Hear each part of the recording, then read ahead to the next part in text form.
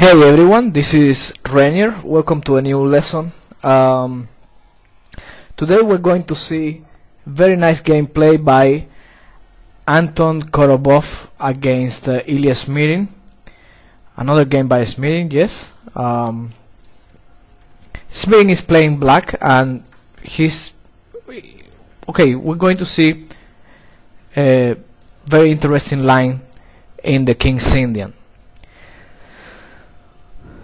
Okay, for d6, knight f3, castle, bishop e2, e5,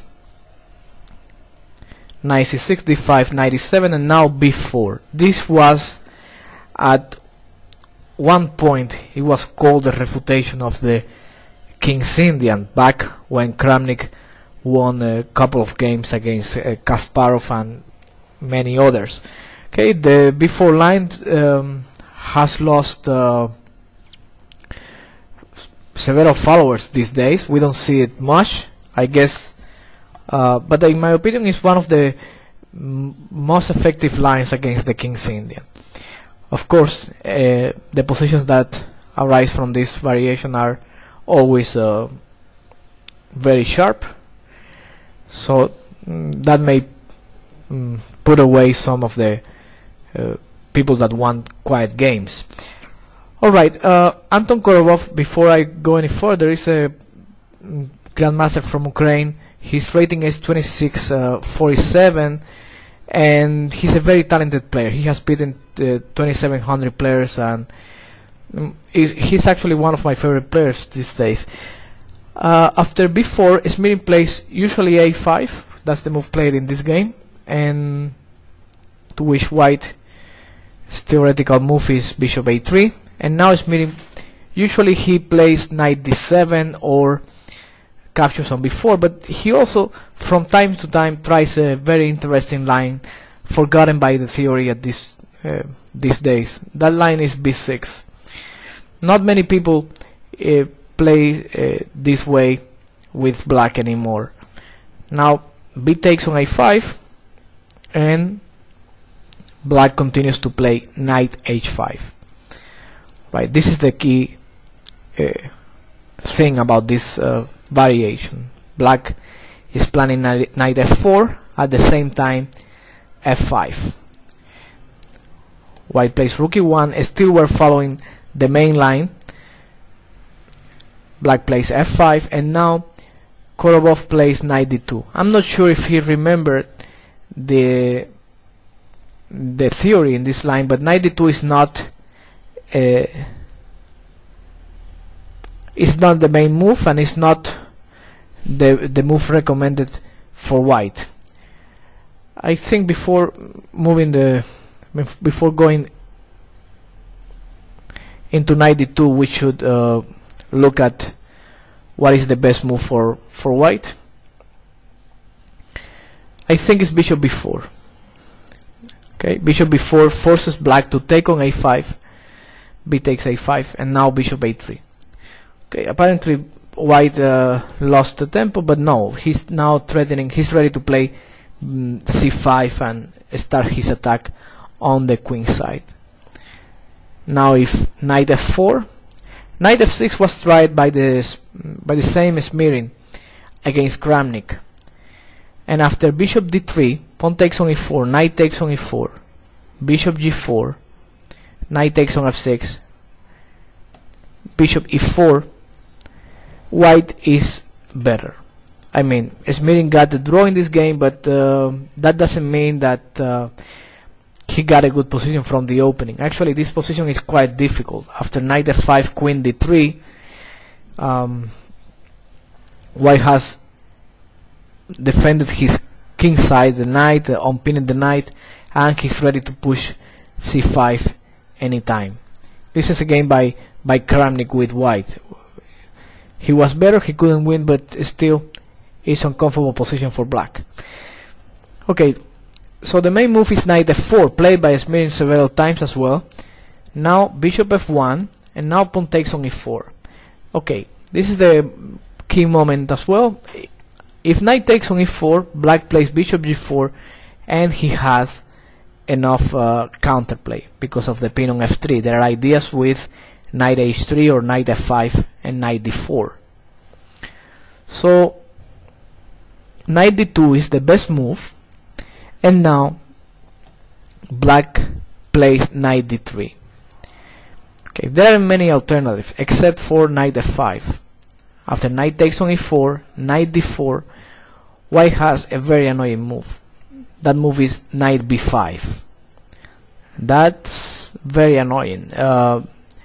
Eliminating the knight from d4, also thinking about c5, and the most important thing is that the knight on e4 is very strong. It defends f2, it controls the center of the board, so black is unable to find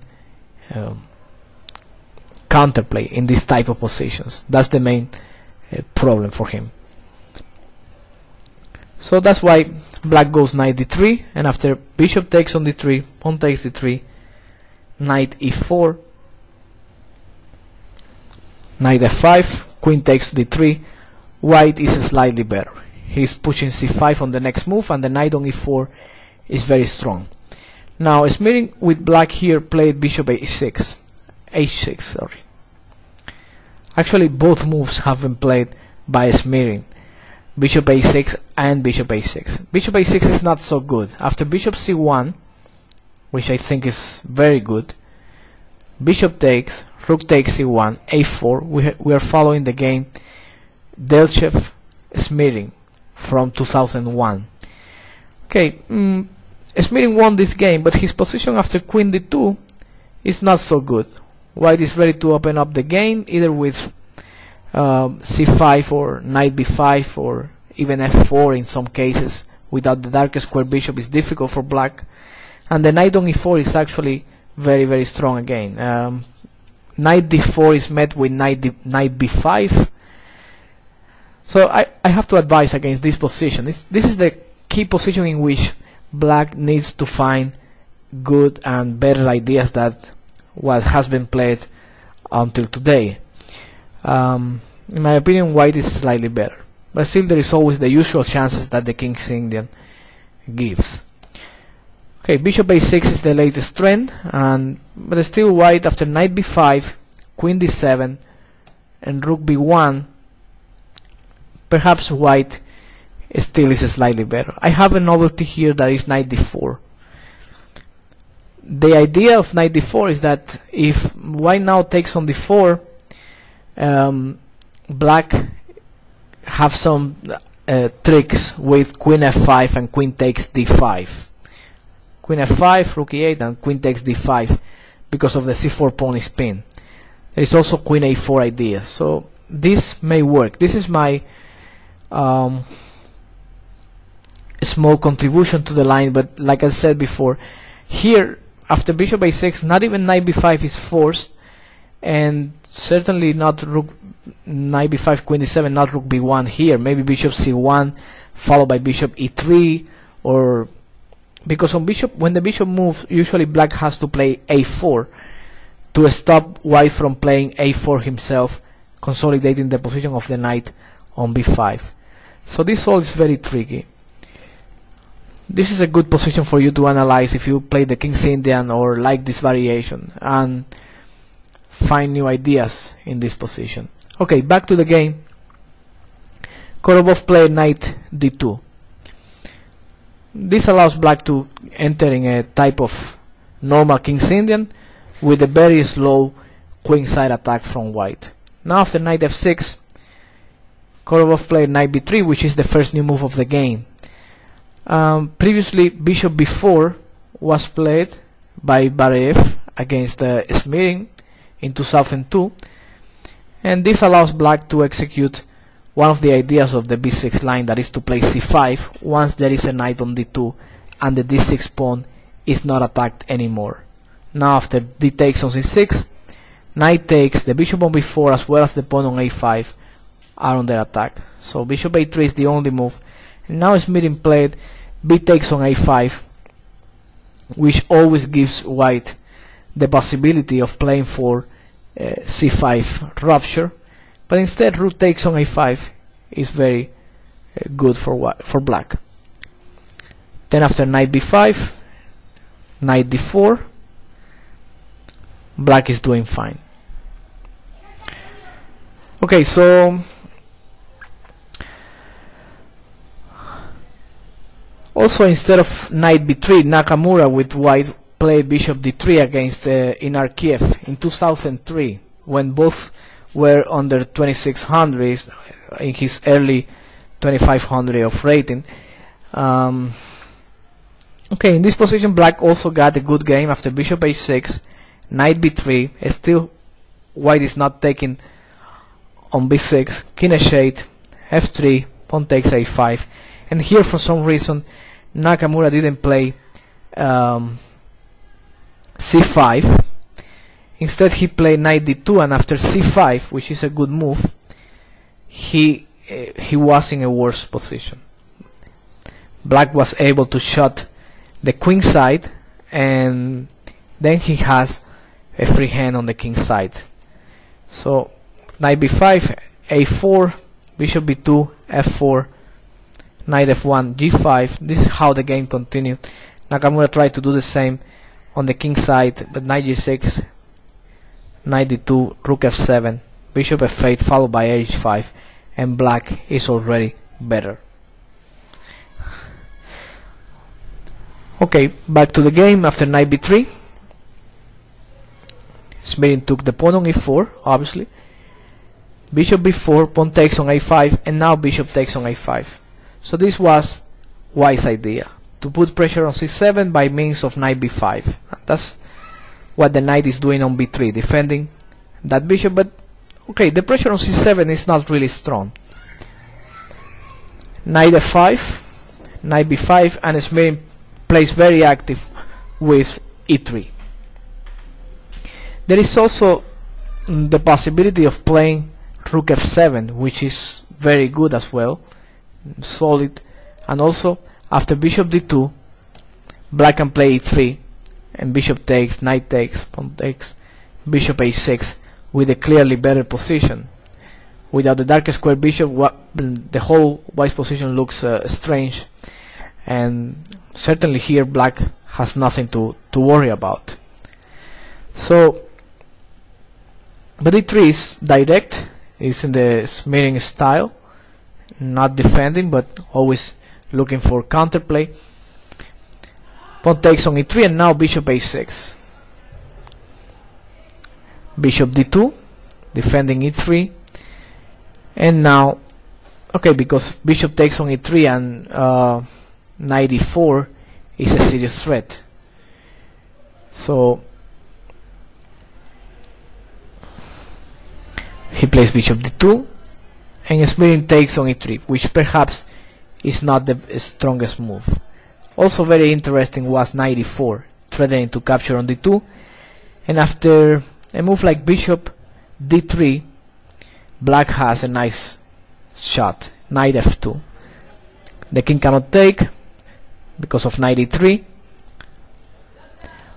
If queen e2, then knight g7 or knight h4 with the idea of bishop g4, and against both moves White is probably forced to give up the queen on f2 without enough compensation. So instead of bishop d3, he should try bishop f3, but again his position is not very good. Black can simply capture on d2 after queen takes, rook a4. He has very active pieces attacking c4 with pressure on e3, so I guess there is no doubt that Black is better. Knight h4, queen g5, there are many ideas to attack the king side. Okay, instead let's see the move played in the game, that is bishop takes on e3, bishop takes, knight takes on e3, queen d2, and now the knight returns to f5. Okay, Black is slightly better. There are some attacking ideas with knight e4, but still the position is complicated. Let's not forget that White has a free a pass pawn on the a file that he starts to advance immediately. Bishop d7.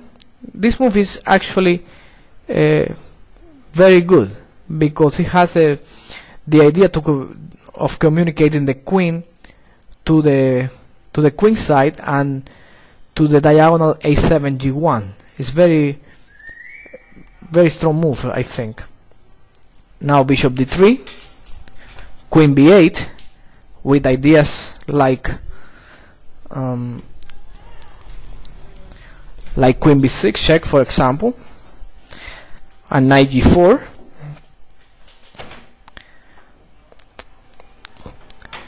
White play king h1. I think also c5, but it weakens d5. So perhaps this was what white didn't want. Then after knight d7, bishop c4, king g7. Maybe black can try to undermine the pawn on d5 somehow. Alright, so king h1, knight g4, rook f1, and here we arrive into a critical moment in the game in which black could have seized the initiative with the move e4. This is a very nice shot. Then after bishop takes on e4, knight f e3, attacking the pawn on c4 and the rook on f1. Also, the rook cannot leave f1 because of the knight f2 check or rook f2. So if he takes on f8, after queen takes on f8, bishop f3, black has another very strong shot. Rook takes on a4. Very nice move. If white captures the rook, then queen f4 wins on the spot. He's attacking h2 and there is no defense. So he has to play h3, and then after takes on a1, knight takes, knight c4, followed by knight e5, black is clearly better. So this was an interesting idea, and obviously white cannot take on f8. The best move after knight f3, knight f e3, sorry, would be rook f3, but black plays knight c4, queen e2, and now bishop takes b5. And in this complicated position, white must find rook a f1, because if he takes on b5, black wins again and queen a7. You can see how useful this queen b8 was. Right now he's winning. He's taking on a1 and he's threatening knight f2, and rook f8 doesn't help. But okay, like I said before, in this position white must find rook a to f1, which is threatening to take on f8. Black has to take on f3, and after bishop takes, knight e3. It's important to protect the e file, not allowing the queen to go to e6. Pawn takes b5, queen takes b5, knight d4, queen b6, knight c2. Black cannot take on c2 ever, because always queen e6. So rook a2, bishop g4, queen b2, taking over the diagonal a1 h8, so the king can be safe in a square like g7 or h6. Queen e1 and king h8, and black seems to be better again. As long as there is no mate threats, black will be better. Alright, so also black had a another very interesting move. Instead of e4, the simple knight f e3, and after rook f3, e4. Bishop takes and knight takes c4, followed by knight e5. I think this is more human, more easy to see. So instead A-Smirin played queen d8 with the idea of queen h4. This is also good, but I guess it's a little bit slow and allows white to ease the defense after bishop takes on f5, eliminating one important knight. Now black captures with the g-pawn. I have to say, in this type of structures, taking with the bishop is also reasonable, and according to my experience, probably is even better, because the g and f, the e and f and f pawns, sometimes they are strong, but sometimes they are prettier than effective in many positions. So bishop f5 with the idea of knight f6, knight e4 perhaps was better. Smirin took with the pawn, trying to use the g file now. King h8, rook g8, h3. It weakens a little bit g3, but it has to be done. Knight f6, queen g5 check. This pins the knight. King h8, and now queen h4. It would lead to the same thing if white plays knight d2. Black still plays f4, and probably after queen h4 we're in the same position. Okay, white played queen h4, and Smirin now plays f4, which is a good move. Now the plan is to play bishop f5, queen d7, queen g7, and then rook g8 attacking g2. Knight d2, bishop f5, a5, that's wise counterplay, queen d7, knight c3, and now queen g7. White plays a6, the farther that pawn is the better, rook g8, rook g1, and now black plays bishop g6. Bishop g6 with the idea of knight h5 and knight g3, try to find some complications there. Also knight h5 and maybe e4. Okay, after bishop g6, I don't know why white played king h2. I think after a7 black cannot win because, for example, knight h5, knight e4, bishop takes on e4, knight takes on e4, queen g6. This is the idea, attacking the e4 knight. But white has a very nice resource. He can play queen g4, offering the trade of queens. And if queen takes on e4, queen takes on h5, queen d4, attacking a7. But white has queen f7, and there is always this perpetual check with queen f6. I don't think black can win after a7. But king h2 was the move played in the game, and in my opinion is probably not the best. Knight h5, knight e4, bishop takes, queen g6. Again, in this position it's not too late to play a7. The knight on e4 is not attacked as long as the knight on h5 is also under attack, so a7 will lead to a similar position as before. Instead, Korobov chose to play queen e1, defending the knight on e4, and Smirin played rook gb8. Very good move, with the idea of rook b3 and then rook e3, knowing that the pawn on the a file is not going any farther than a7. So queen e2, rook b3, and now white played a7. This is probably the worst time to play this move. Instead, after queen g4, black still has to solve some problems. The best move would be knight g3, and after queen takes g6, pawn takes g6. Okay, now white has to take, and after rook b6, black is better but not winning yet. I mean, he's going to gain the a6 pawn, but he's gonna lose the g3 pawn. Still, white has a very weak pawn on c4, and that's why I think black is better, but not sure if in this rook endgame that's enough to win. Okay, back to the game. White played a7, and now black played rook b7, which is the best move. Also very tempting was knight g3, but after knight takes g3, queen takes g3 check, king h1, rook b7, white has queen h5 with some counterplay. Takes, queen e8, queen g8, the only move, otherwise there is always I think a perpetual check. And queen g8, queen e7, and after h6, giving the king and a square on h7, so queen f6, he can go queen g7 followed by king h7.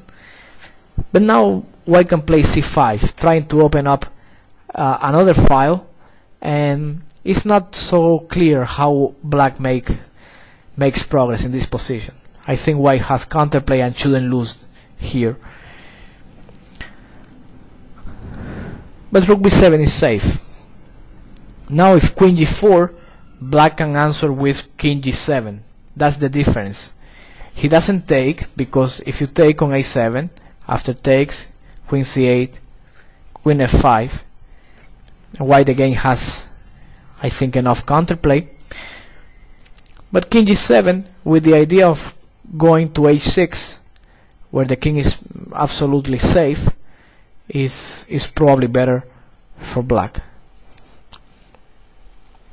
Okay, now in this position, white played rook b1, and after rook takes b1 takes, and rook takes on a7, queen g4, king g7, we arrive to a similar position to what we have been analyzing, and in which black is clearly better. Actually, at this point, we can say that black is winning. Rook b8 was played, queen takes g4, pawn takes, knight f6, attacking g4 and e4. So knight g5. The trade of knights is easily winning for black. The rook endgame is absolutely lost because of the passed pawn on the e file. Knight g5, knight takes g4, king h3, check, king h4, and now black goes for mate with rook a1. Rook b7, rook h1, knight h3 force, king f6. There isn't much to see anywhere from here. Takes on c7, e4, rook takes on h7, knight takes, pawn takes, e3, check, king f5. And here white played rook e6 and resigns. Okay, the easiest way to win is just to play rook g1, rook g2, e2 and f3. That's the easiest way. But anyway, I think it's a nice game into a variation that is not seen very often. And like I said before, and I want to drive your attention to this variation, is here. The critical variation for black comes on move 14. I mean on move 13, when bishop b4 is the move that black must take in consideration. Then after b takes on a5, bishop a3, knight f4. We saw that knight f6 wasn't good because of bishop d3, game Kramnik-Smirin. Knight f4, bishop f1, pawn takes, and then knight d2. Very nice move. And on the next move, knight d takes e4. This is the position. Queen takes d3, which is clearly, I mean not clearly, slightly better for white, but I haven't found any ideas for black. I mean there are some, but not really convincing. There is bishop a6, knight b5, queen d7, rook b1, and yes, knight d4 here. I think works very well, but we have to take in consideration that white can play in other ways after bishop a6. Okay, everyone, this is it for today. Thanks for watching my videos, and I hope you enjoy the games. Any comment, leave it in the forum.